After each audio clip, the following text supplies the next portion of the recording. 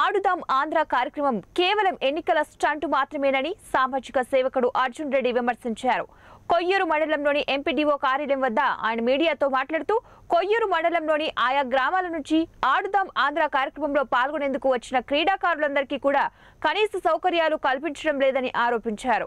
ఈ కార్యక్రమానికి రాష్ట్ర ప్రభుత్వం 100 కోట్ల రూపాయలు కేటాయించడం వృధా ప్రయాస అని అర్జున్ రెడ్డి ఆక్షేపించారు. అక్కడ నుంచి కూడా ప్లేయర్స్ వచ్చారు. సో ఇక్కడ అధికార యంత్రాంగాన్ని అడిగితే ఏమన్నారంటే మాకు భోజన సదుపాయం కోసం గవర్నమెంట్ నిధులేమి కేటాయించలేదు ఆడుదాం ఆంధ్ర అనే కార్యక్రమంలో. మాకు కేవలం మేము వాటర్ ఫెసిలిటీస్ మాత్రం ఇస్తాము, భోజనం మాత్రం మేము ఏర్పాటు చేసి మా సొంత డొనేషన్స్ అంటే మేము సొంతంగా మా జేబు నుంచి పెట్టామని చెప్పి అధికార యంత్రాంగం చెప్పడం జరిగింది. సో ఇప్పుడు చూడండి, ఇటువంటి కార్యక్రమం పెట్టిన తర్వాత వాళ్ళు ఆకలితో కానీ లేదంటే ఆడిన తర్వాత ప్రెజర్ అయిపోయి వాళ్ళు కళ్ళు తిరిగి పడిపోయినా కూడా ఎవరికి అడిగే దాఖలాలు లేవు. ఇది పరిస్థితి.